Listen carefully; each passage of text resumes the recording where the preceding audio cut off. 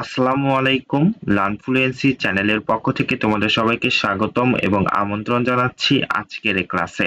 আজকে আমরা আলোচনা করব নবম শ্রেণীর বিজ্ঞান অনুশীলন বইয়ের তৃতীয় অধ্যায়ের অন্তর্গত তোমাদের বইয়ের সপ্তম সেশন থেকে 47 পৃষ্ঠায় যে ছকটি রয়েছে আমরা আজকে সেটি সমাধান করব।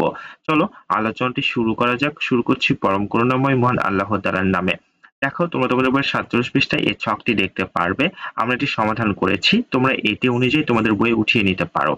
আচ্ছা, দেখো ছকে প্রথমে তোমাকে জীবের নামগুলি লিখতে হবে, যেখানে আমরা মানুষ, গরু, ছাগল, শালিক, ময়না, বিড়াল, হাঁস, মুরগি, কাঠবিড়ালি, ভাল্লুক, কুকুর, শিয়াল, শিম্পাঞ্জি, বানর, বাঘ, ময়ূর, ঘোড়া, গাধা এই প্রাণীগুলোর নাম লিখেছি।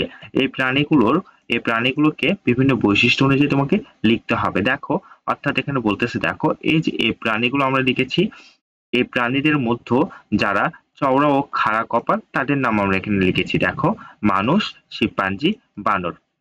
আবার দেখো, এই প্রাণীগুলোর মধ্যে যারা পালকযুক্ত ডানা ও উঠতে পারে তাদের আমরা এখানে লিখেছি শালিক, ময়না, মুরগি, হাঁস, ময়ূর। তোমাদের ঠিক এভাবেই পূরণ করতে হবে।